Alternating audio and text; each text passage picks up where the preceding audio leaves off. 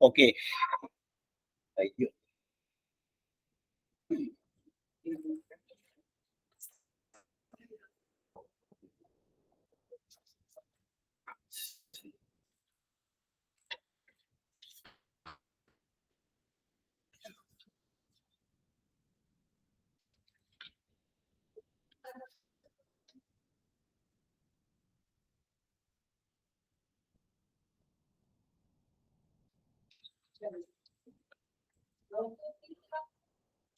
Yes, good evening.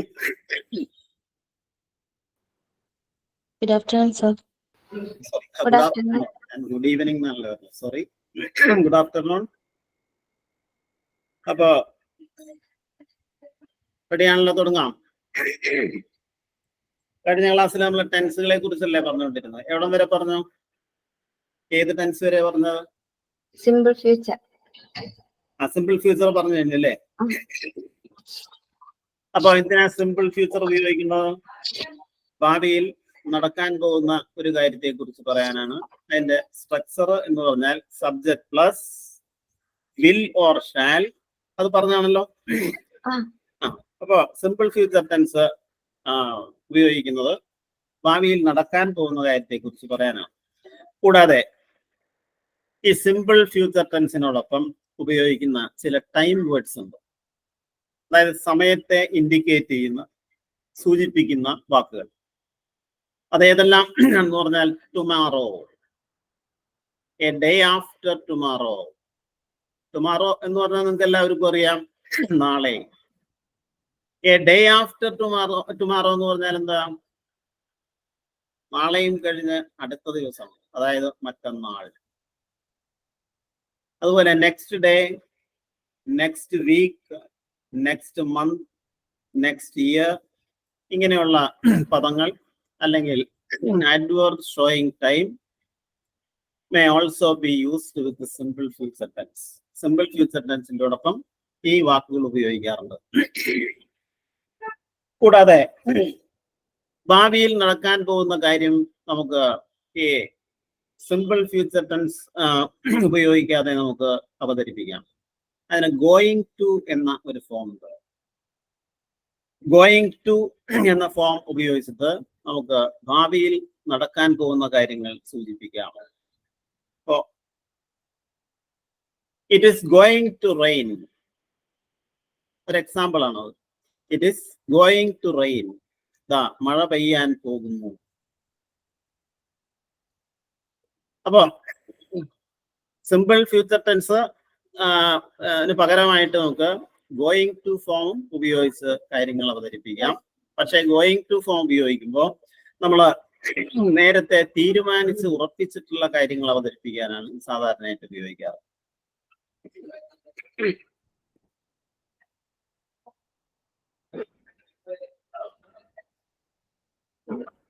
അപ്പൊ simple future അതാണ്. അടുത്തതാണ് ഫ്യൂച്ചർ കണ്ടിന്യൂസ് ടെൻസ്. അതാണ് future continuous tense. Future continuous ടെൻസിന്റെ സ്ട്രക്ചർ അല്ലെങ്കിൽ ഘടന ആദ്യം തന്നെ നിങ്ങൾ എഴുതി വെക്കാം. സബ്ജക്ട് ആദ്യം plus will be or shall be. Subject കഴിഞ്ഞാൽ വിൽ ബി എന്നോ ഷാൽ ബി എന്നോ ഉപയോഗിക്കണം. Plus ING form of the verb, വെർബിന്റെ ING രൂപം. അതിനുശേഷം ഓബ്ജക്റ്റ്.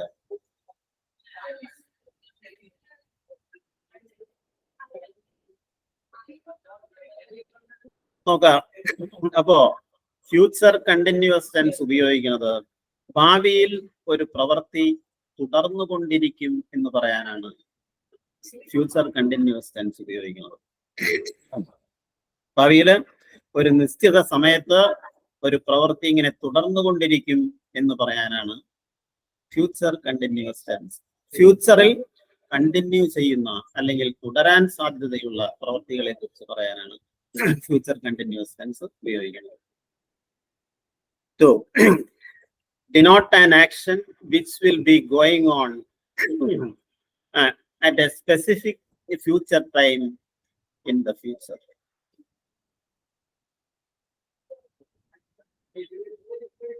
ഞാൻ പറയാണ്, നാളെ ഈ സമയത്ത് ഞാൻ സിംഗപ്പൂരില് ബീച്ചിൽ ഇരിക്കുകയായിരിക്കും. നാളെ ഈ സമയത്ത് എന്ന് നമ്മൾ ഇംഗ്ലീഷിൽ എങ്ങനെ പറയും? നാളെ ഈ സമയത്ത്. നമ്മൾ മലയാളത്തിൽ പറയണ പോലെ നമ്മൾ എങ്ങനെ ഇംഗ്ലീഷിൽ പറയും? At this time tomorrow. എന്താണ്? At this time tomorrow. നാളെ ഈ സമയത്ത് ഞാൻ സിംഗപ്പൂരില് ഒരു ബീച്ചിൽ ഇരിക്കുകയായിരിക്കും. നമ്മൾ എങ്ങനെ പറയും? At this time tomorrow. I കഴിഞ്ഞ പിന്നെ will be or shall be ഉപയോഗിക്കാം. I shall be or I will be. പിന്നെ ING ഫോം, വെർബിന്റെ ING ഫോം. ഇരിക്കുക എന്നുള്ളത് sit. And ING form sitting. അപ്പൊ at this time tomorrow I will be sitting. ബീച്ചിൽ എന്നർത്ഥം കിട്ടാൻ on the beach. On the beach എന്ന് പറയാൻ ഇവിടെ by the side of the beach എന്നാണ്. ഞാൻ പിന്നീട് പറയാം. അപ്പൊ നിങ്ങള് സെന്റൻസിന്റെ സ്ട്രക്ചർ മനസ്സിലാക്കാം. At this time tomorrow I will be sitting on the beach in Singapore. അപ്പൊ അതിന്റെ സ്ട്രക്ചർ എന്താണ്? ആ സ്ട്രക്ചറാണ് നിങ്ങൾ ഓർത്തിരിക്കേണ്ടത്. പറയാ, സ്ട്രക്ചർ പറഞ്ഞേ. Subject plus will be or shall be plus verb in the ing form plus object.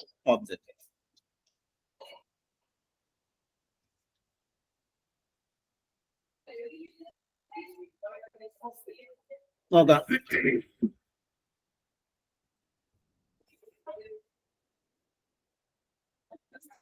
അപ്പോ future continuous tense എന്താണെന്ന് നിങ്ങൾക്ക് മനസ്സിലായി എന്ന് തോന്നണം. അത്രയും മാത്രം നിങ്ങൾ മനസ്സിലാക്കുക. നമുക്ക് ഫ്യൂച്ചർ കണ്ടിന്യൂസ് ടെൻസ് ഉപയോഗിച്ചുകൊണ്ട് ചോദ്യങ്ങൾ ഉണ്ടാക്കേണ്ടതൊക്കെ ആയിട്ട് വരാറുണ്ട്. അത് പറയാം. അപ്പോ അടുത്ത ഒരു ടെൻസ് കൂടി നിങ്ങളോട് പറയാം. Future perfect. എന്താണ് ഫ്യൂച്ചർ പെർഫെക്റ്റ് ടെൻസ്? ഈ ഓരോ ടെൻസ് വെച്ചിട്ട് നമുക്ക് വേറെ ഒരുപാട് പ്ലാനിങ് ഉണ്ട്. ഞാനിപ്പോ ആദ്യം നിങ്ങളോട് എന്റെ സ്ട്രക്ചറും ഉപയോഗം മാത്രമേ പറയുന്നുള്ളൂ. അപ്പൊ എന്താണ് ഈ ഫ്യൂച്ചർ പെർഫെക്റ്റ് എന്ന് പറഞ്ഞാൽ? അതും ഭാവിയിൽ ഒരു നിശ്ചിത സമയത്തിന് ഉള്ളിൽ ഒരു പ്രവൃത്തി പൂർത്തീകരിച്ചിട്ടുണ്ടാവും എന്ന് പറയാനാണ് ഫ്യൂച്ചർ പെർഫെക്റ്റ് ടെൻസ് ഉപയോഗിക്കുന്നത്. ഫ്യൂച്ചറില് പെർഫെക്റ്റ് ആവാൻ പോകുന്ന ഒരു കാര്യം അവതരിപ്പിക്കാനാണ് ഫ്യൂച്ചർ പെർഫെക്റ്റ് ടെൻസ് നമ്മൾ ഉപയോഗിക്കുന്നത്. ഈ ഫ്യൂച്ചർ പെർഫെക്റ്റ് ടെൻസിന്റെ ഘടന അല്ലെങ്കിൽ അതിന്റെ പാറ്റേൺ ഇതാണ്. ആദ്യം subject plus will have or shall have. Subject കഴിഞ്ഞാൽ വിൽ ഹാവ് എന്നോ ഷാൽ ഹാവ് എന്നോ ഉണ്ടായിരിക്കണം.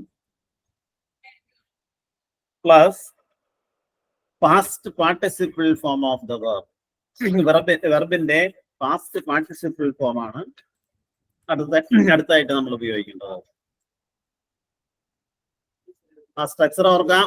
Subject plus will have or shall have plus past participle form of the verb plus objects.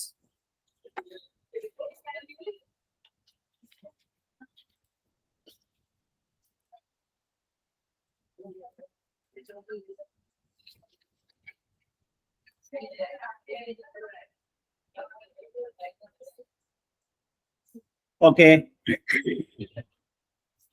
അപ്പോ ഭാവിയിൽ ഒരു നിശ്ചിത സമയത്തിനുള്ളിൽ ഒരു പ്രവൃത്തി പൂർത്തീകരിച്ചിട്ടുണ്ടാവും എന്ന് പറയാനാണല്ലോ നമ്മൾ ഇത് ഉപയോഗിക്കുന്നത്.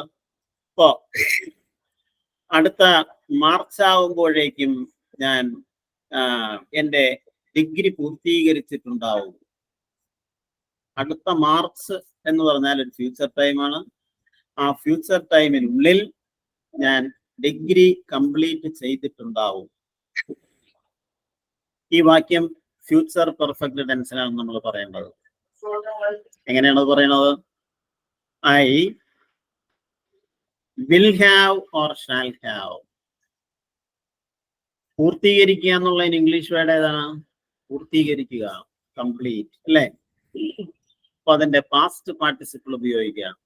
I shall have or will have completed. ഐ will have completed or shall have completed my degree. അടുത്ത മാർച്ച് ആവുമ്പോഴേക്കും എന്നർത്ഥം കിട്ടാൻ ഒരു ഫ്രേസ് ഉണ്ട്, ബൈ നെക്സ്റ്റ് മാർച്ച്. ഹലോ,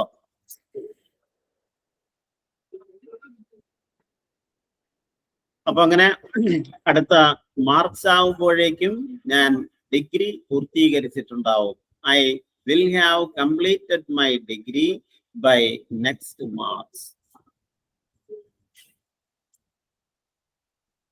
അപ്പൊ ഞാൻ നിങ്ങളോട് ചോദിക്കുകയാണ്, അവൾ വീട്ടിൽ നിന്ന് പോകുന്നതിന് മുൻപ് വീട് വൃത്തിയാക്കിയിട്ടുണ്ടാവും.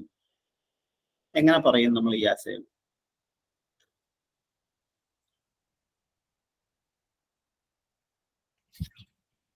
ഈ ആശയം നിങ്ങൾ എങ്ങനെ പറയും?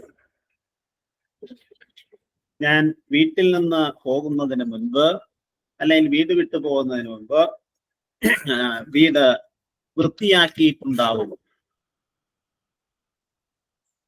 പറയാമോ?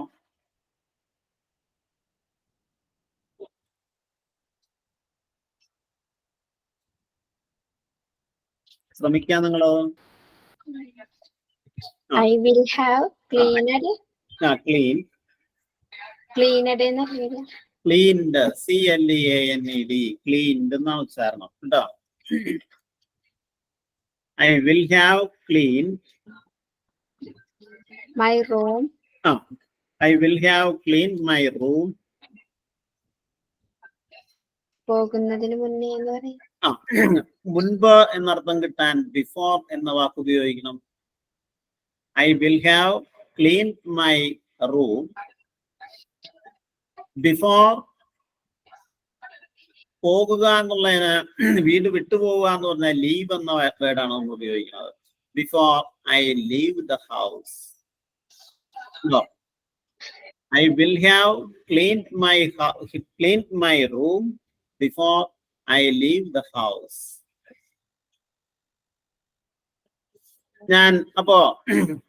ഞാൻ ഉറങ്ങുന്നതിന് മുൻപ് എന്റെ പാഠങ്ങളെല്ലാം പഠിച്ചിട്ടുണ്ടാവും. നിങ്ങൾ എങ്ങനെ പറയും ഫ്യൂച്ചർ പെർഫെക്റ്റ് ഉപയോഗിച്ചുകൊണ്ട്? ഞാൻ ഉറങ്ങുന്നതിന് മുൻപ് പാഠങ്ങളെല്ലാം പഠിച്ചിട്ടുണ്ടാവും. ഭാവിയിൽ ഒരു നിശ്ചിത സമയത്തിനുള്ളിൽ ഒരു പ്രവൃത്തി പൂർത്തീകരിച്ചിട്ടുണ്ടാവും എന്ന് പറയാനാണ് നമ്മൾ ഇത് ഉപയോഗിക്കുന്നത്. ഈ വാക്യം നിങ്ങൾ എങ്ങനെ പറയും?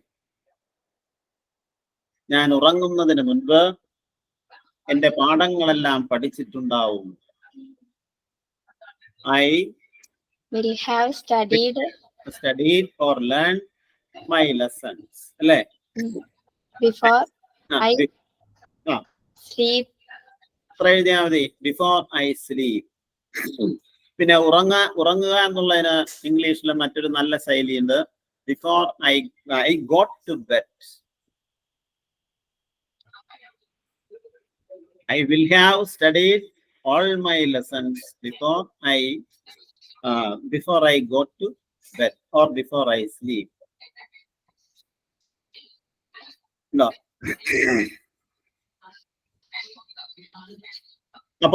അപ്പോ അതിഥികളെല്ലാം വരുന്നതിന് മുൻപേ ഞങ്ങൾ ഭക്ഷണം തയ്യാറാക്കിയിട്ടുണ്ടാവും.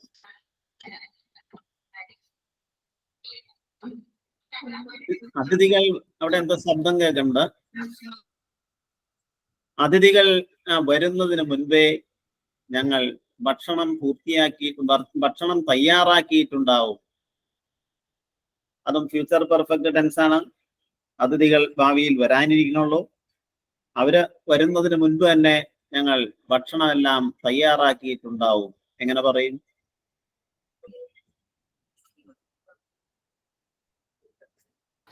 I will have cooked food before the guests came. Comes. come, before the guess ആണെങ്കിൽ കം എഴുതാം. ഉണ്ടോ അവിടെ നമ്മൾ ഫ്യൂച്ചർ പെർഫെക്റ്റ് ടെൻസും രണ്ടാമത്തെ ഭാഗത്ത് നമ്മൾ സിമ്പിൾ പ്രസന്റ് ടെൻസുമാണ് ഉപയോഗിച്ചത്. ഇതാണ് കമ്പാരിറ്റീവ് സ്റ്റഡി ഓഫ് ടെൻസസ് എന്നാണ് അതിന് പറയുന്നത്. അത് ഞാൻ വിശദീകരിച്ച് നിങ്ങളോട് പറയാം. പിന്നെ ഇതിന്റെ സ്ട്രക്ചർ നിങ്ങൾ മനസ്സിലാക്കാം. എന്താണ് ഫ്യൂച്ചർ പെർഫെക്റ്റ് ടെൻസിന്റെ structure? Subject plus will have plus past participle form of the verb plus object. ഞാൻ മലയാളത്തില് 2-3 വാക്യങ്ങൾ നിങ്ങളോട് പറയാം. അത് നിങ്ങൾ ഒന്ന് ട്രാൻസ്ലേറ്റ് ചെയ്യാൻ ശ്രമിക്കാം. നോക്കാം. അവന് എന്റെ കത്ത് അടുത്ത ബുധനാഴ്ചക്കകം കിട്ടിയിരിക്കും, അല്ലെങ്കിൽ കിട്ടിയിട്ടുണ്ടാവും. വാക്യം ശ്രദ്ധിക്കുക. അവന് എന്റെ കത്ത് അടുത്ത ബുധനാഴ്ചക്കകം, അല്ലെങ്കിൽ ബുധനാഴ്ചക്കുള്ളിൽ കിട്ടിയിരിക്കും, അല്ലെങ്കിൽ കിട്ടിയിട്ടുണ്ടാവും. എങ്ങനെ ഈ വാക്യം നമ്മൾ പറയും? അപ്പോ പെട്ടെന്ന് നിങ്ങളുടെ മനസ്സിലോടി എത്തേണ്ടത് അതിലെ സബ്ജക്റ്റ് ഏതാണെന്ന്. അവൻ അല്ലേ? അപ്പൊ ഹി എന്ന് ആദ്യം എഴുതുന്നു അല്ലെ? ഹി കഴിഞ്ഞാൽ അതിന്റെ സ്ട്രക്ചർ, ആ സ്ട്രക്ചർ ഓർമ്മ തന്നെ. Will have or shall have. He കഴിഞ്ഞാൽ നമ്മൾ വില്ലാണ് ഉപയോഗിക്കുന്നത്. He will have. കിട്ടുക എന്നുള്ളതിന് സാധാരണ എഴുത്തുകളും മറ്റും കിട്ടുന്നതിന് റിസീവ് എന്നാണ് നമ്മൾ പറയുന്നത്. He will have received. അവന് കിട്ടിയിട്ടുണ്ടാവും. എന്ത് കിട്ടിയിട്ടുണ്ടാവും? ഓബ്ജക്റ്റ് ആണ് അടുത്തത്. My letter. He will have received my letter അടുത്ത ബുധനാഴ്ചക്കകം. നേരത്തെ പറഞ്ഞാണ് നിങ്ങളോട്. അടുത്ത മാർച്ചിനകം എന്ന് പറയണം ബൈ നെക്സ്റ്റ് മാർച്ച്. അടുത്ത ബുധനാഴ്ചക്കകം എന്ന് നമ്മൾ എങ്ങനെ പറയും? By next Wednesday. അപ്പൊ എന്താ? He will have received my letter by next Wednesday അല്ലേ? ഇപ്പൊ 2030 ഇന്ത്യ ഒരു വികസിത രാജ്യമായി ഉണ്ടാവും. എങ്ങനെ പറയും? 2030 ആവുമ്പോഴേക്കും, 30 എന്നല്ല, 2030 ആവുമ്പോഴേക്കും എന്നാണ്. 2030 എന്ന് പറഞ്ഞു കഴിഞ്ഞിട്ടുണ്ടെങ്കിൽ ഒരു എക്സാക്ട് ടൈമാണ്. അപ്പൊ നമ്മൾ ഇന്നെന്ന് ഉപയോഗിക്കണം. ഇവിടെ 2030 ആവുമ്പോഴേക്കും എന്നർത്ഥം കിട്ടാൻ ബൈ 2030 എന്നാണ് നിങ്ങൾ ഉപയോഗിക്കേണ്ടത്. അപ്പൊ എങ്ങനെ ആ വാക്യം പറയും? സബ്ജക്റ്റ് ഇന്ത്യ അല്ലേ? കഴിഞ്ഞാൽ വിൽ ഹാവ് എന്ന് ഉപയോഗിക്കാം. India will have. ആയിത്തീരുക എന്നുള്ളതിന് ഇംഗ്ലീഷ് വേർഡ് ഏതാണ്? ബിക്കം. അതിന്റെ പാസ്റ്റ് പാർട്ടിസിപ്പിൾ ബിക്കം എന്ന് തന്നെയാണ്. പാസ്റ്റ് ടെൻസ് ബിക്കെയിം, ആയിത്തീർന്നു. അപ്പോ India will have become. India ആയിട്ടുണ്ടാവും. എന്തായിട്ടുണ്ടാവും? ഓബ്ജക്റ്റ് ഏതാണ്? വികസിത രാജ്യം എന്നുള്ളതിന് ഇംഗ്ലീഷ് വേർഡ് ഏതാണ്? വികസിത രാജ്യം, ഡെവലപ്ഡ് കൺട്രി. അപ്പോ India will have become a developed country by 2030.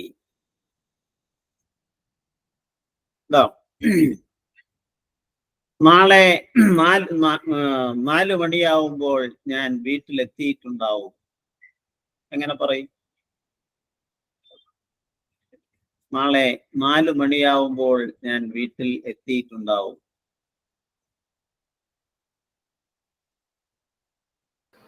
I will have reached. I will have reached home. I will have reached home. നാളെ 4 മണിയാവുമ്പോഴേക്കും ബൈ എന്നാണ് നിങ്ങൾ ഉപയോഗിക്കേണ്ടത്.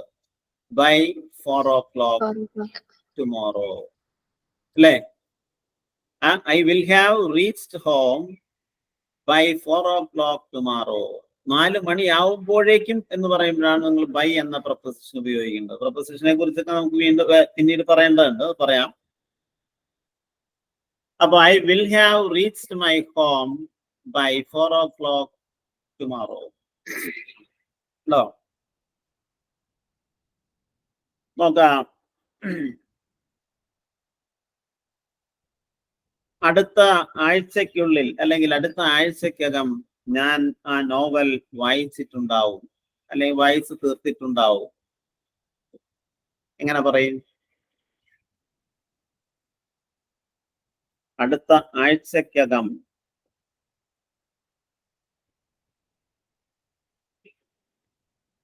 പറയാ നിങ്ങൾ. എന്റെ സ്ട്രക്ചർ നിങ്ങൾക്ക് ഒന്ന് ഉറപ്പിക്കാൻ വേണ്ടിയിട്ടാണ്. സിമ്പിൾ ഫ്യൂച്ചറിന്റെ സ്ട്രക്ചർ പിന്നെ നിങ്ങൾക്ക് എളുപ്പത്തിൽ ഓർത്തിരിക്കാൻ പറ്റും. അതുകൊണ്ടാണ് അതിനധികം ഉദാഹരണങ്ങൾ ഞാൻ പറയാതിരുന്നത്. ഫ്യൂച്ചർ പെർഫെക്റ്റിന്റെ ഇതാണ് നിങ്ങൾ ഇനി പറയേണ്ടത്. അടുത്ത ആഴ്ചക്കകം ഞാൻ ആ നോവൽ വായിച്ചിട്ടുണ്ടാവും. അതല്ലേ ഇപ്പൊ പറഞ്ഞ എക്സാമ്പിൾ. എങ്ങനെ പറയും? I will have Ah. read the novel by I next. will have read എന്ന് പറയരുത്. I will have read. READ എന്ന് തന്നെയാണ് അതിന്റെ ഉച്ചാരണം. റെഡ് എന്നാണ്. I will have read the novel by next week. by next week. അപ്പൊ അടുത്ത വർഷം ആവുമ്പോഴേക്കും അവർ അവരുടെ വീട് പണിതിട്ടുണ്ടാവും. ഇങ്ങനെയുള്ള വാക്യങ്ങളാണ് നിങ്ങൾ ട്രാൻസ്ലേറ്റ് ചെയ്ത് ഈ ടെൻസിന്റെ സ്ട്രക്ചർ ഉപയോഗിച്ച് ട്രാൻസ്ലേറ്റ് ചെയ്ത് പഠിക്കേണ്ടത്. എങ്ങനെ പറയും നമ്മള്? അടുത്ത വർഷം ആവുമ്പോഴേക്കും എന്ന് നിങ്ങൾക്ക് അങ്ങനെ ഒരു അർത്ഥത്തിൽ നിങ്ങൾക്ക് വാക്യങ്ങൾ ഉണ്ടാകുമ്പോൾ നിങ്ങൾ ബൈ എന്ന് മാത്രം ഉപയോഗിച്ചാൽ മതി. ബൈ നെക്സ്റ്റ് ഇയർ, അടുത്ത വർഷം ആവുമ്പോഴേക്കും അവരവരുടെ വീട് പണി പൂർത്തീകരിച്ചിട്ടുണ്ടാവും അല്ലെങ്കിൽ വീട് പണിതിട്ടുണ്ടാവും.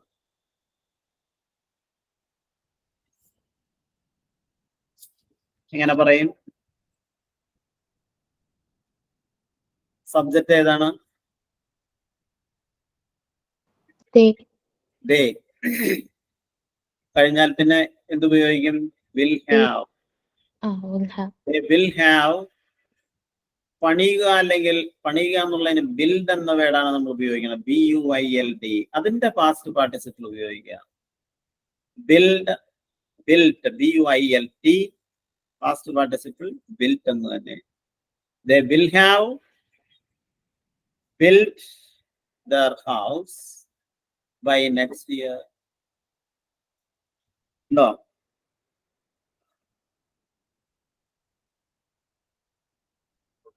ഇനി ഫ്യൂച്ചർ പെർഫെക്റ്റ് ടെൻസിൽ നിങ്ങൾക്ക് സ്വയം ഒരു ഉദാഹരണം പറയാമോ? അപർണ.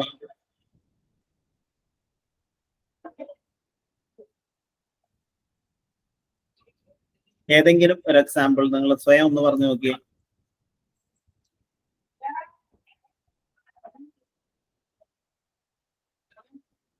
പറയാം. I will have written I will have written a story by next year. By next year. I will have written a story by next year. ഇതാണ് ഫ്യൂച്ചർ പെർഫെക്റ്റ് ടെൻസിന്റെ സ്ട്രക്ചർ. ഇതാണ് ഈ ഫ്യൂച്ചർ പെർഫെക്റ്റ് ടെൻസിനോടൊപ്പം ഉപയോഗിക്കുന്ന ചില ടൈം വേർഡ്സ് അല്ലെങ്കിൽ adverbs showing time. അവ by the time ഒന്ന്, അതുപോലെ by next week, by next month, by the end of this year. ഈ വർഷത്തിന്റെ അവസാനം, ഈ വർഷാവസാനമാകുമ്പോഴേക്കും എന്നർത്ഥം കിട്ടാൻ by the end of this year എന്നാണ് നമ്മൾ ഉപയോഗിക്കേണ്ടത്.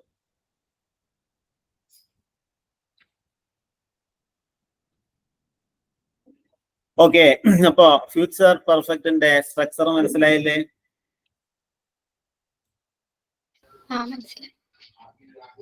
എന്തെങ്കിലും സംശയം ഉണ്ടെങ്കിൽ നമുക്ക് ചോദിക്കാം.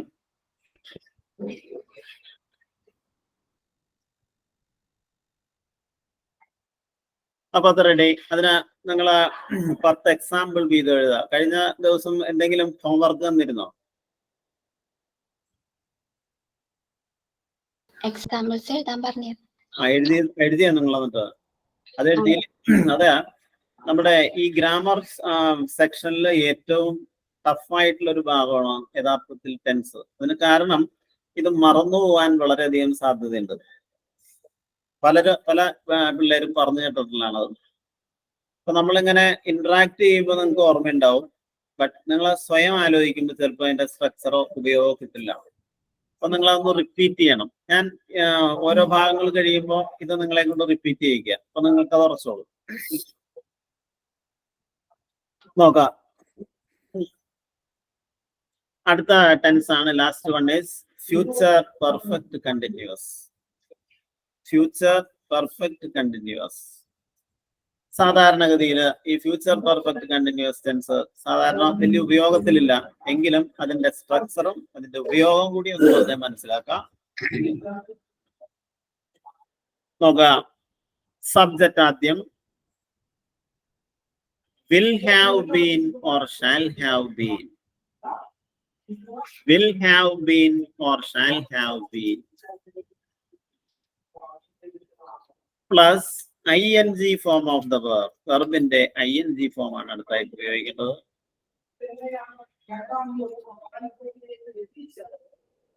പ്ലസ് ഓബ്ജക്റ്റ് ഉണ്ടെങ്കിൽ ഓബ്ജക്റ്റ് ഉപയോഗിക്കാം. ഇത് സാധാരണഗതിയിൽ ഈ ടെൻസ് ഉപയോഗിക്കാറില്ല. പഠന സൗകര്യത്തിനായിട്ടാണ് ഈ ഇങ്ങനെ ഒരു ടെൻസ് കൂടി ഉൾപ്പെടുത്തി വൈയാകരണ വിദഗ്ധര് ഈ ഒരു രീതിയിൽ എഴുതി വെച്ചിട്ടുള്ളത്. അപ്പോ നമ്മൾ മലയാളത്തിൽ ഇങ്ങനെ പറയാറുണ്ട്, ഞാൻ എഴുതിക്കൊണ്ടേയിരിക്കുകയായിരിക്കും. നമ്മൾ പറയാറില്ല.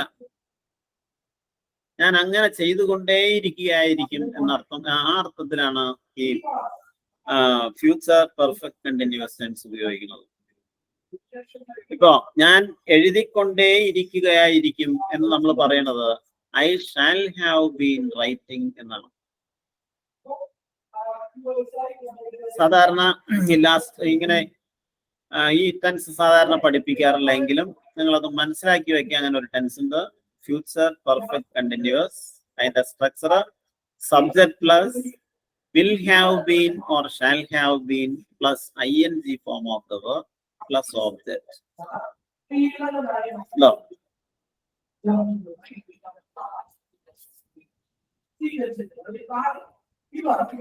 അപ്പൊ ഓക്കെ, അത് നിങ്ങൾ അത്രയും നോക്കാം. എനിക്ക് 30 വയസ്സാവുമ്പോൾ ഞാൻ 20 വർഷമായി പിയാനോ വായിച്ചുകൊണ്ടേയിരിക്കുകയായിരിക്കും. നമ്മൾ പറയാറില്ല ഈ വാക്യം. പക്ഷെ നമുക്ക് പറയുമ്പോൾ നമ്മൾ ഇങ്ങനെ പറയാം, when I turn 30 I will have been playing piano for 30 years. അതിന്റെ സ്ട്രക്ചറും അതിന്റെ ആ ഒരു ഉപയോഗം കൂടി മനസ്സിലാക്കാം. This tense is used to express an action which will be going on over a period of time and will end in the future. അതായത് ഭാവിയിൽ ഒരു പീരീഡ് ഓഫ് ടൈമില്, അതായത് ഒരു കാലയളവിൽ തുടർന്നുകൊണ്ടിരിക്കുകയും ഭാവിയിൽ തന്നെ അവസാനിക്കുകയും ചെയ്യുന്ന പ്രവൃത്തികളെ കുറിച്ച് പറയാനാണ് ഫ്യൂച്ചർ പെർഫെക്റ്റ് കണ്ടിന്യൂസ് ടെൻസ് ഉപയോഗിക്കുന്നത്. അപ്പോ ടെൻസുകൾ എന്ന് പറഞ്ഞാൽ ഇപ്പൊ ഈ 12 എണ്ണമാണ് ഇപ്പൊ നമ്മൾ പറഞ്ഞത്. 12 ടെൻസും നിങ്ങൾക്ക് പറഞ്ഞു തന്നില്ലേ? ഇല്ല, പറഞ്ഞു. അതായത് പ്രസന്റിന്റെ 4 ഫോംസ്, പാസ്റ്റിന്റെ 4 കാറ്റഗറൈസേഷൻ, ഫ്യൂച്ചറിന്റെ 4 കാറ്റഗറൈസേഷൻ. ഇതില് നമ്മൾ പറഞ്ഞ പോലെ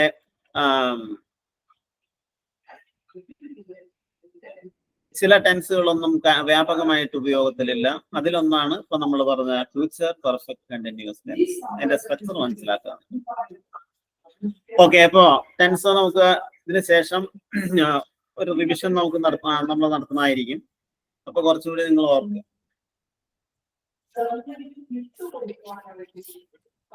നെക്സ്റ്റ്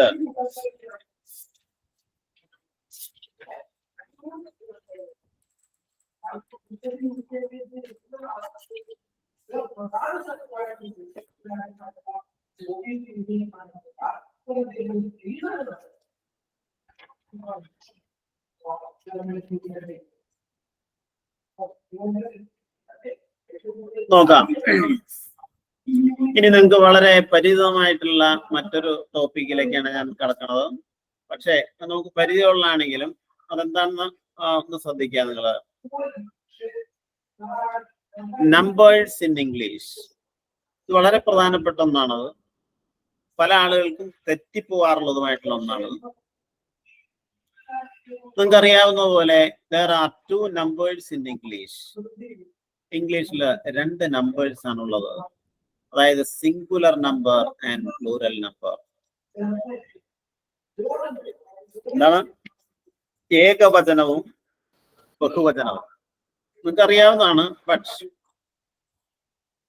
എങ്ങനെ പ്ലൂറൽ നമ്പേഴ്സ് നമുക്ക് ഉണ്ടാക്കിയെടുക്കാം, അതാണ് നമ്മൾ ഇന്ന് ഈ ക്ലാസ്സിൽ ഡിസ്കസ് ചെയ്യാൻ പോകുന്നത്.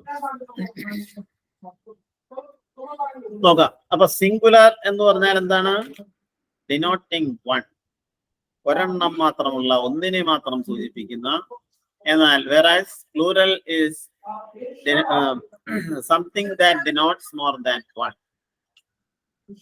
ഒന്നിൽ കൂടുതൽ എണ്ണങ്ങളെ കാണിക്കാൻ ഉപയോഗിക്കുന്ന വാക്കുകളെയാണ് നമ്മൾ പ്ലൂറൽ നമ്പർ എന്ന് പറയുന്നത്.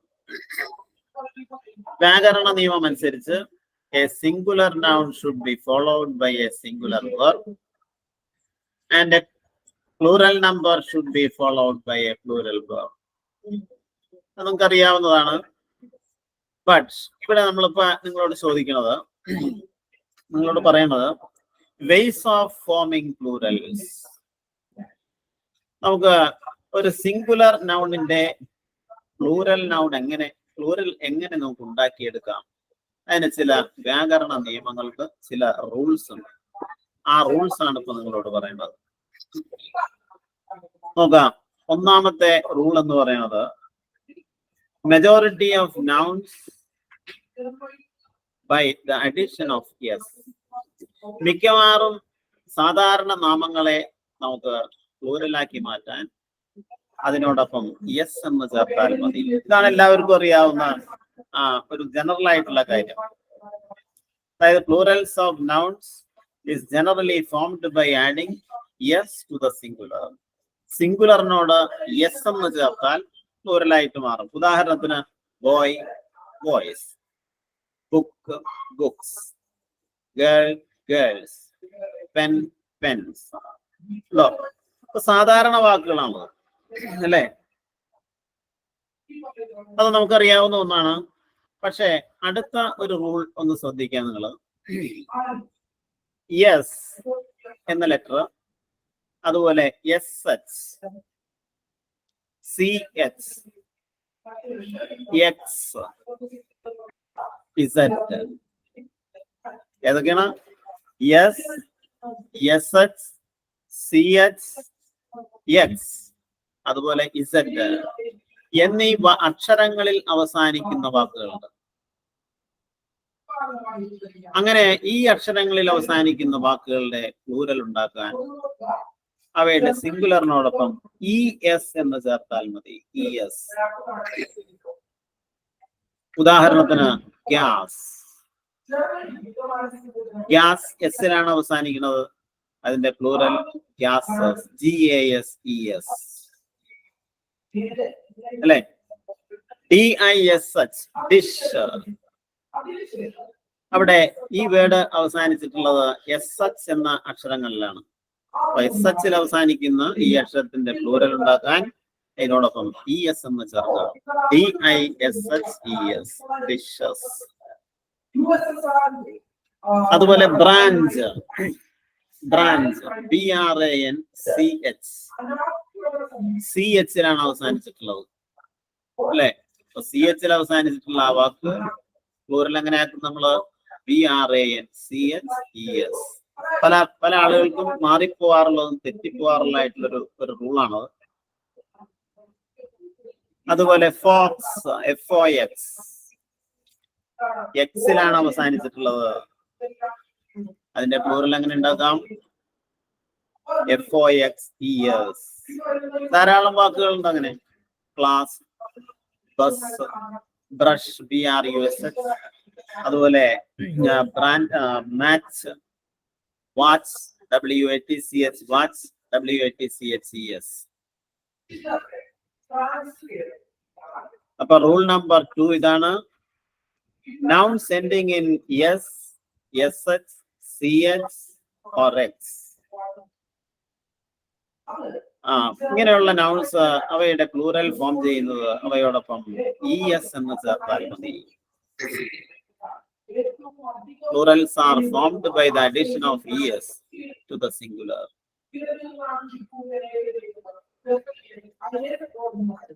നെക്സ്റ്റ്, അടുത്ത ഒരു നിയമം അത് നിങ്ങളൊന്ന് കാര്യമായി ശ്രദ്ധിച്ചോ. Y എന്ന അക്ഷരത്തിൽ അവസാനിക്കുകയും, എന്താണ് Y എന്ന ആ ലെറ്ററിൽ അവസാനിക്കുകയും, ആ Y എന്ന ലെറ്ററിന് മുൻപായിട്ട് ഒരു കോൺസണന്റ് ആണ് വന്നിരിക്കുന്നതെങ്കിൽ,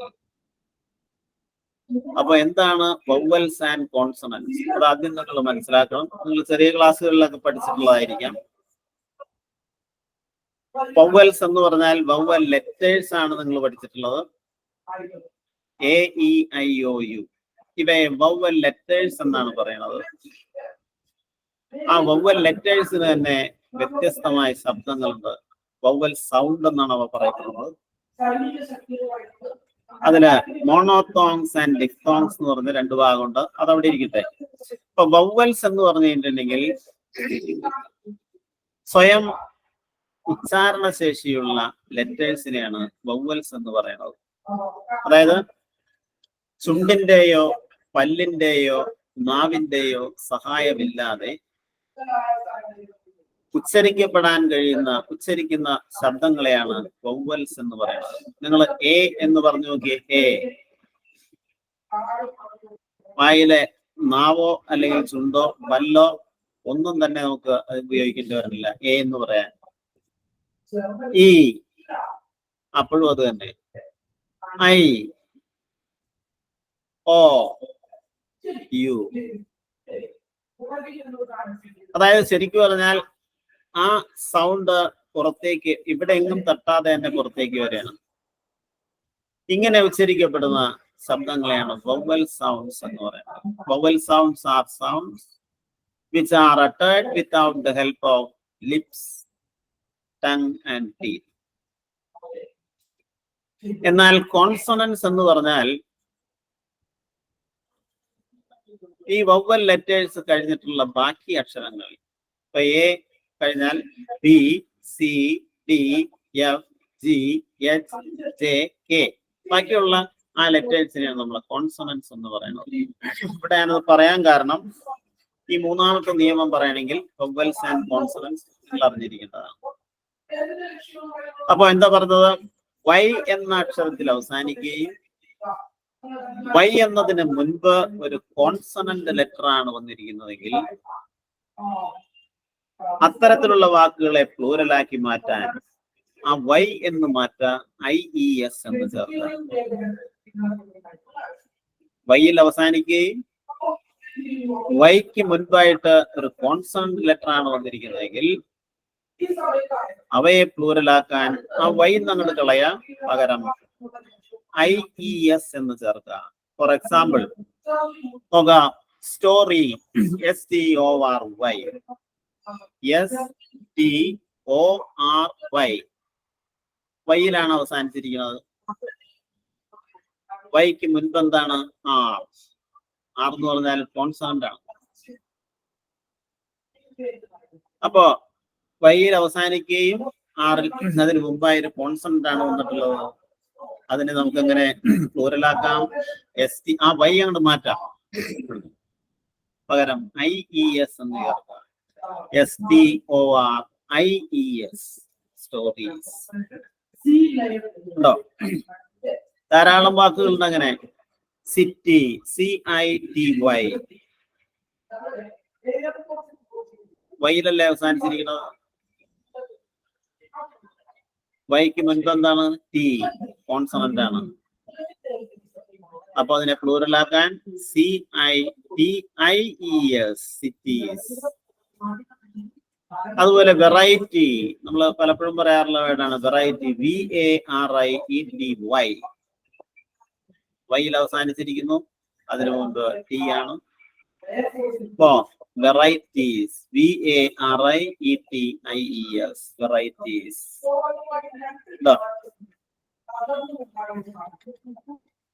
ധാരാളം പദങ്ങളുണ്ട് അങ്ങനെ. baby, ഇപ്പോ baby, baby, babies, army, armies, lady, ladies, enemy, enemies, puppy. ഇതെല്ലാം അപ്പൊ അതിന്റെ നിയമമാണ് നിങ്ങൾ ഓർത്തിരിക്കേണ്ടത്. എന്താണ്? nouns ending in y preceded by a consonant form their plural by changing y into ies. ഇതാണ് നിയമം.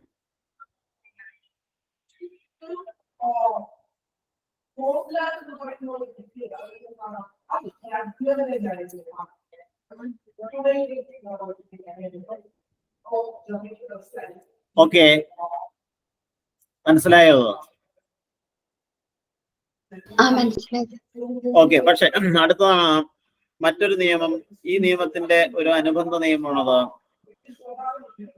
വൈയിൽ അവസാനിക്കുകയും വൈക്ക് മുൻപായി ഒരു വവ്വലാണ് വന്നിരിക്കുന്നതെങ്കിൽ അപ്പൊ നിയമം വേറെയാണ്.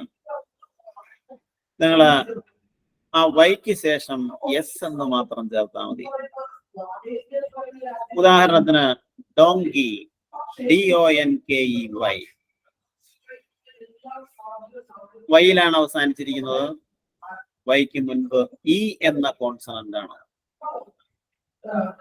അത് ഡോങ്കി എന്നുള്ളതിന്റെ പ്ലൂറൽ എന്തായിരിക്കും? DONKEY. യെസ്, വെറുതെ എസ് ചേർത്താൽ മതി. അതുപോലെ റേ, RAY, വൈയിൽ അവസാനിച്ചിരിക്കുന്നു. അതിനു മുൻപ് എ എന്ന കോൺസണന്റ് വവ്വലാണ്. അപ്പൊ റേസ്, RAYS. അതുപോലെ STOREY, നിങ്ങൾ നേരത്തെ STORY പഠിച്ചു. അത് കഥ അല്ലെങ്കിൽ കഥ എന്നാണ് അതിന്റെ അർത്ഥം. ഇവിടെ STOREY, സ്റ്റോറി എന്ന് പറഞ്ഞാൽ നില എന്നാണ് അതിന്റെ അർത്ഥം. മൾട്ടി സ്റ്റോറി ബിൽഡിങ്സ് എന്ന് കേട്ടിട്ടില്ലേ? ബഹുനില കെട്ടിടം. STOREY, സ്റ്റോറി എന്ന് പറഞ്ഞാൽ നില. സ്റ്റോറീസ് എന്ന് നമുക്ക് പറയാൻ STOREYS.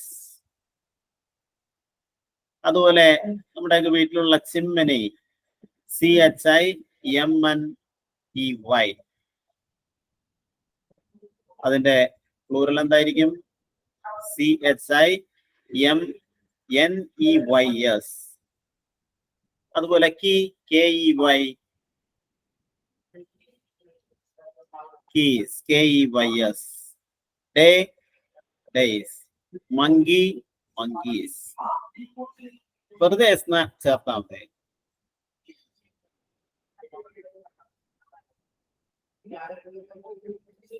ഓക്കെ, അപ്പൊ ഇപ്പൊ പഠിച്ച നിയമം, if the final y is preceded by a vowel, it is usual to add yes to the singular to form plural. വൈയിൽ അവസാനിച്ച് വൈക്ക് മുൻപ് ഒരു വവ്വലാണ് വരുന്നതെങ്കിൽ നിങ്ങൾ വെറുതെ എസ് എന്ന് ചേർത്താൽ അതിനെ നമുക്ക് പ്ലൂറലാക്കി മാറ്റാം.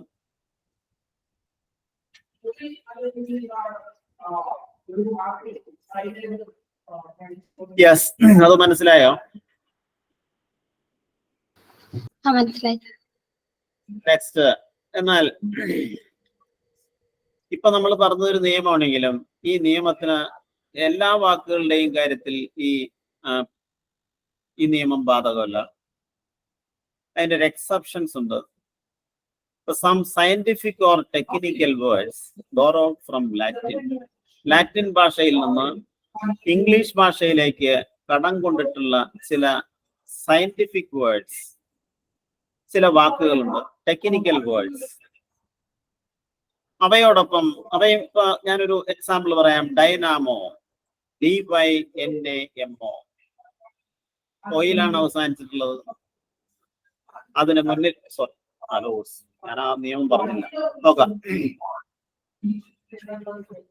ഞാൻ അടുത്ത റൂൾ തെറ്റിദ്ധരിച്ച് പറഞ്ഞു പോയതാണ്. നാലാമത്തെ റൂൾ ഇനി അടുത്തായിട്ട് പറയട്ടെ.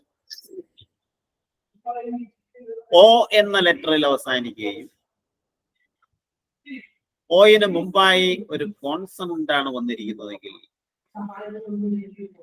അവയെ പ്ലൂറലാക്കി മാറ്റാൻ ഇ എസ് എന്ന് മാത്രം ചേർത്താൽ മതി.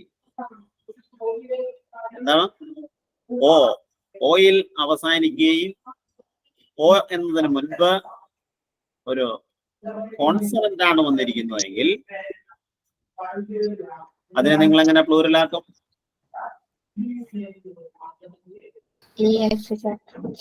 വെറും ഇ എസ് എന്ന് ചേർത്താൽ മതി. ഉദാഹരണത്തിന് ടൊമാറ്റോ, TOMATO, ഓയിലല്ലേ അവസാനിച്ചിട്ടുള്ളത്. ഓ എന്നുള്ളതിന് മുമ്പ് എന്താണ്? ടി എന്ന വൗവൽ, അത് കോൺസണന്റ് ആണ്. അപ്പൊ ടൊമാറ്റോസ് എന്ന് നിങ്ങൾ എങ്ങനെ പറയും? TOMATOES, tomatoes. Potato, potatoes, POTATOES. Okay. അതുപോലെ മാംഗോ, മാംഗോ, MANGOES. അതിന്റെ നിയമം ഇതാണ്. ഓയിൽ അവസാനിക്കുകയും ഓ എന്നതിന് മുൻപ് കോൺസണന്റ് ആണ് ഉള്ളതെങ്കിൽ അതിനെ പ്ലൂറലാക്കി മാറ്റാൻ ES എന്ന് ചേർക്കുക. Hero, HEROES. അതുപോലെ echo, ECHO, echoes. Negro, NEGRO, negro, Negroes, NEGROES. ഇതിനാണ് ചില ഈ നിയമത്തിന് ചില എല്ലാ വാക്കുകളുടെയും കാര്യത്തിൽ അതാണ് ആദ്യം നിങ്ങളോട് പറഞ്ഞു പോയത്. എല്ലാ വാക്കുകളുടെ കാര്യത്തിൽ ഈ നിയമം ബാധകമല്ല. ലാറ്റിൻ ഭാഷയിൽ നിന്ന് കടമെടുത്തിട്ടുള്ള വാക്കുകളാണ്. ആ ഡൈനാമോ, DYNAMO, ഓയിലാണ് അവസാനിച്ചിട്ടുള്ളത്. ഓക്കെ, മുമ്പ് എം എന്ന കോൺസണന്റ് ആണ്. പക്ഷെ ഡൈനാമോ ഒരു ലാറ്റിൻ ഭാഷയിലെ വാക്കായതുകൊണ്ട് അതിനെ പ്ലൂറലാക്കാൻ വെറുതെ എസ് എന്ന് ചേർത്താൽ മാത്രം മതി. DYNAMOS. ഇംഗ്ലീഷ് ഭാഷയുടെ ഏറ്റവും ശരിക്കും കാതൽ എന്ന് പറയുന്നത് അതിലെ സ്പെല്ലിങ്ങിനാണ്. നമ്മൾ പഠിച്ചുകൊണ്ടിരിക്കുന്നത് we are following the British English. അതിലെ സ്പെല്ലിംഗ് ആണ് ശരിക്കും നമ്മൾ പ്രസമാക്കേണ്ടത്. അമേരിക്കൻ ഇംഗ്ലീഷിലെ സ്പെല്ലിങ് അതുപോലെ വ്യാകരണത്തിന് അല്പം വ്യത്യാസമുണ്ട്. Then I will tell you about the difference between American English and British English at some time later. അപ്പോ അതുപോലെ ഡൈനാമോ, പിന്നെ പിയാനോ, PIANO, പിയാനോസ്, എസ് ചേർത്താൽ മാത്രം മതി. ഉണ്ടോ? അപ്പൊ അങ്ങനെ ചില വാക്കുകളുണ്ട്.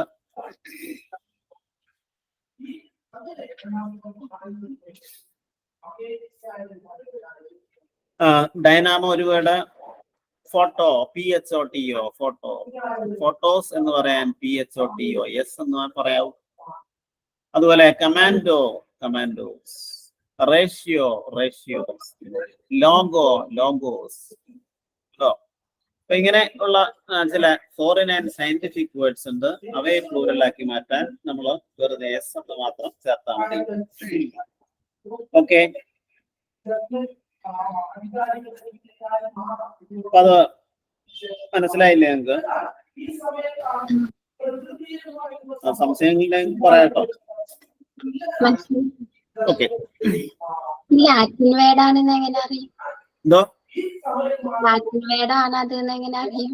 ലാറ്റിൻ വേർഡ് ആണോ എന്നറിയണമെന്നുണ്ടെങ്കിൽ അതിന്റെ ആ ടെക്സ്ചർ കാണുന്നത് മിക്കവാറും ഒരു 5-8 വേർഡ്സ് അങ്ങനെ ഉപയോഗത്തിലുള്ളൂ. ഡൈനാമോ, കാൻഡോ, കോട്ടോ, പിയാനോ, അങ്ങനെയുള്ള വാക്കുകളാണ്. പക്ഷെ നോർമൽ ആയിട്ടുള്ള നിയമം ഇതാണ്. ഓയിൽ അവസാനിക്കുന്നു, ഇംഗ്ലീഷ് വേർഡ്സ് ഓയിൽ അവസാനിക്കുകയും അതിന് മുൻപ് കോൺസണന്റ് ആണെങ്കിൽ ഞങ്ങൾ പ്ലൂറൽ ഫോം ചെയ്യാൻ ES എന്ന് എടുക്കാം. നെക്സ്റ്റ്, അടുത്ത നല്ലൊരു നിയമമാണ്, ശ്രദ്ധിക്കാം. FE, എഫിലോ എഫ് ഇ എന്നീ അക്ഷരങ്ങളിൽ അവസാനിക്കുന്ന വാക്കുകളുണ്ട്. അവയെ പ്ലൂരലാക്കാൻ എഫ് എന്നോ എഫ് ഇ എന്നോ എടുത്ത് മാറ്റാം. പകരം VES എന്ന് ചേർക്കുക. എന്താണ്? എഫിലോ എഫ് ഇയിലോ അവസാനിക്കുന്ന വാക്കുകൾ അവയുടെ പ്ലൂറലാക്കി മാറ്റാൻ എഫ് എന്നോ എഫ് ഇ എന്നോ എടുത്ത് മാറ്റി എന്ത് ചെയ്യണം? VES എന്ന് ചേർക്കണം. For example, calf, CALF, പശുക്കുട്ടി, CALF. അതിന്റെ പ്ലൂറൽ എന്ന് പറഞ്ഞാൽ CALF അങ്ങോട്ട് കളയാ, പകരം VES എന്ന് ചേർക്കുക. കാഫ്സ്, CALVES, കാഫ്സ്. അതുപോലെ leaf, LEAF, leaf, LEAVES. Loaf, LOAF, loaf ആണ്. ലോഫ് ഓഫ് ബ്രെഡ്, ബ്രെഡിന്റെ പാക്കറ്റിനെ പറയാൻ ഉപയോഗിക്കുന്ന കളക്റ്റീവ് നൗൺ ആണത്. ലോഫിന്റെ പ്ലൂറൽ LOAVES, ലോവ്സ്. അതുപോലെ knife, KNIFE, knives, KNIVES. Half, HALF, halves. thief, THIEF, thief, thieves, THIEVES, thieves.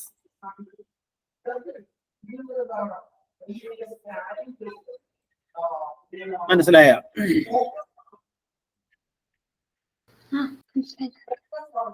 നോക്കാം.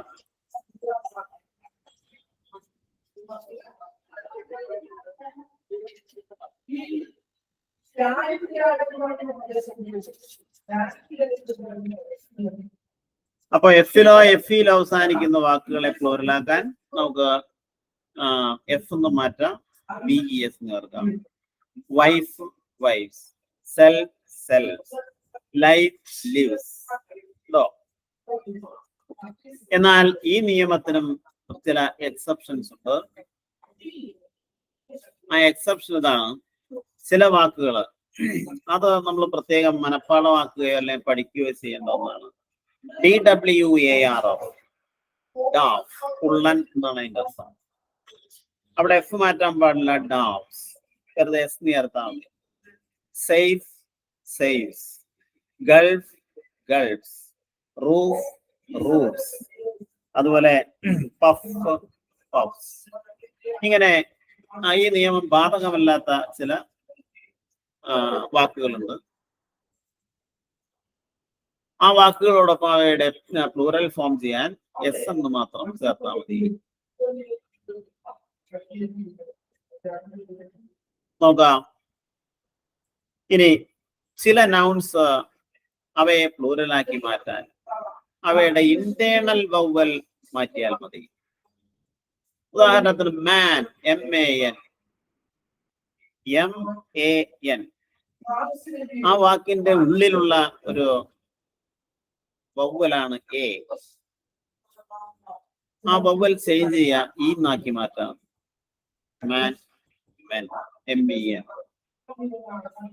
അതുപോലെ ഫുഡ്, FOOT, ഫുഡ്. ആ O എന്ന ഇത് മാറ്റാം, E എന്ന് ചേർക്കാം, FEET, ഫീറ്റ്.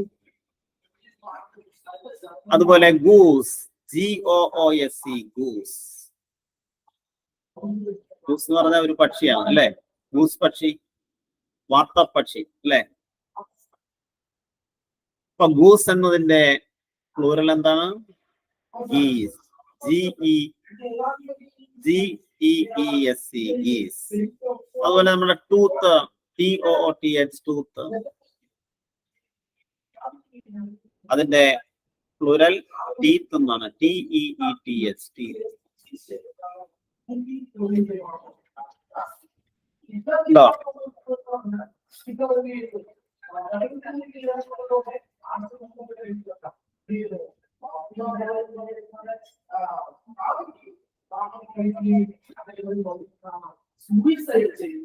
ഓക്കെ. അപ്പൊ a few nouns form their plurals by changing the inside vowel. അതിന് ഉദാഹരണങ്ങളാണ് ഈ പറഞ്ഞത്: mouse, mice, tooth, teeth, goose, geese എന്നിവ.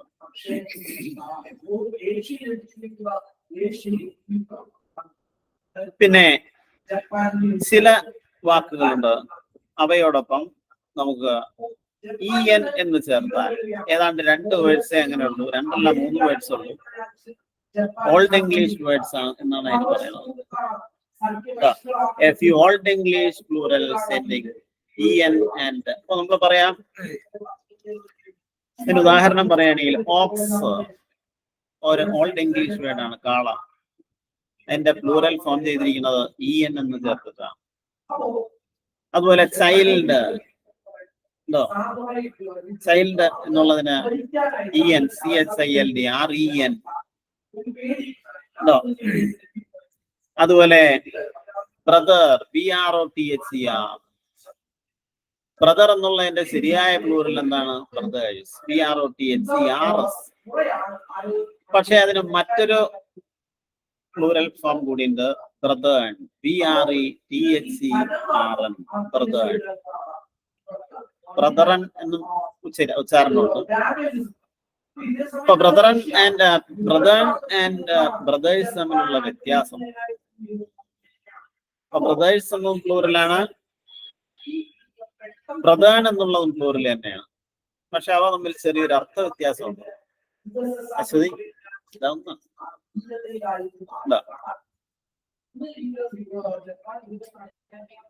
ബ്രദേഴ്സ് എന്ന് പറഞ്ഞാൽ ഒരു അച്ഛനമ്മമാരുടെ സഹോദരി സഹോദരന്മാരെയാണ് ബ്രദേഴ്സ് എന്ന് പറയുന്നത്. എന്നാൽ മറ്റു പല ആൾക്കാരെയും നമ്മൾ സഹോദരി സഹോദര എന്നൊക്കെ വിളിക്കാറുണ്ട്, നമ്മുടെ ബന്ധുവല്ലാത്ത ആളുകളെയും. അങ്ങനെയുള്ള സഹോദരി സഹോദരന്മാരെയാണ് ബ്രദേൺ എന്ന് വിളിക്കുന്നത്. ഇതാണ് ബ്രദേൺ ആൻഡ് ബ്രദേഴ്സ് തമ്മിലുള്ള ഒരു വ്യത്യാസം. ഓക്കെ,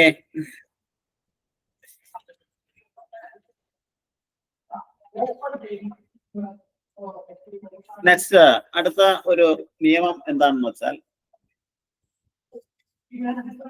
ചില വാക്കുകൾ അവയുടെ സിംഗുലറും പ്ലൂറലും ഒന്ന് തന്നെ ആയിരിക്കും. Some nouns are same in singular and plural. അങ്ങനെയുള്ള വാക്കുകളാണ് ഒന്ന് deer, deer, deer, മാൻ. മാനുകൾ എന്ന് നമുക്ക് മലയാളത്തിൽ പറയാം, ബട്ട് ഇംഗ്ലീഷില് ഗ്രൂപ്പ് ഓഫ് ഡീർ എന്ന് പറയാനായിട്ട് നമ്മൾ ഡീർ എന്ന് മാത്രം പറഞ്ഞാൽ മതി. ഡീർ എന്ന് പറഞ്ഞാൽ മാൻ, അതുപോലെ മാൻകൂട്ടം. അതുപോലെ ധാരാളം വാക്കുകളുണ്ട്. ഡീർ, പിന്നെ സാധാരണ നമ്മൾ ഉപയോഗിക്കുന്ന സംഖ്യകൾ 100, HUNDRED, സ്കോർ, അതുപോലെ 1000, ഷീപ്പ്, SHEEP, ഷീപ്പ്, ഷീപ്സ് എന്ന് പറയുന്നത്. അതുപോലെ ഫിഷ് എന്ന് പറയാം, ഫിഷസ് എന്ന് പറയുന്നത്. ഫിഷസ് എന്ന് പറഞ്ഞാൽ അർത്ഥത്തിൽ വ്യത്യാസം വരും. അപ്പൊ ഫിഷിന്റെ സിംഗുലറും പ്ലൂരലും ഫിഷ് എന്ന് തന്നെയാണ്. സ്വൈൻ, SWINE, സ്വൈൻ, പന്നി, അതിന്റെയും പ്ലൂരൽ സൈൻ എന്ന് തന്നെയാണ്, സ്വൈൻസ് എന്ന് പറയുന്നത്.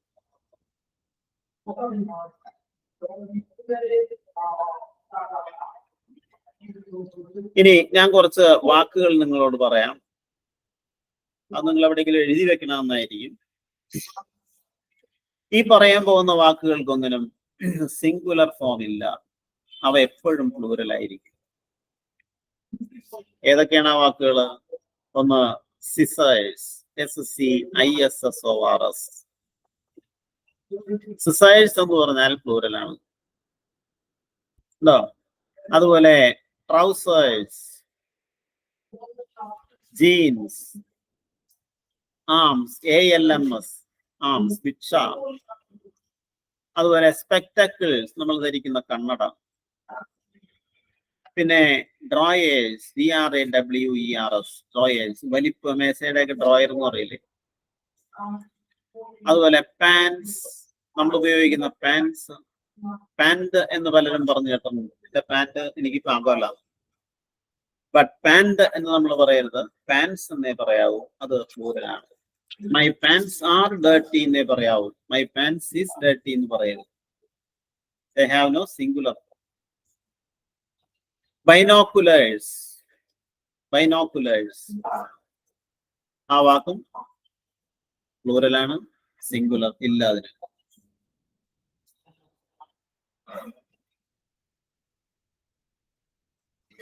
എഴുതിയ നിങ്ങൾ എവിടെങ്കിലും അത് കുറിച്ച് വെക്കണം നന്നായിരിക്കും കേട്ടോ.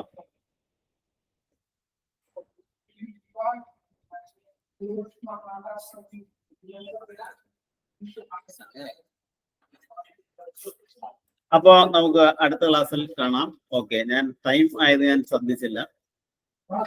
ഓക്കെ, ഞാൻ 2 മണി ഉദ്ദേശിച്ചത്.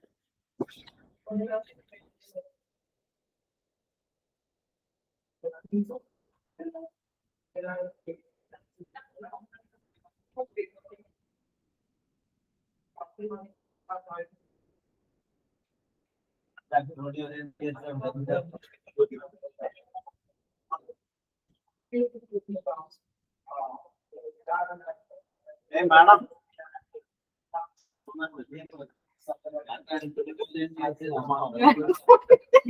ഞാൻ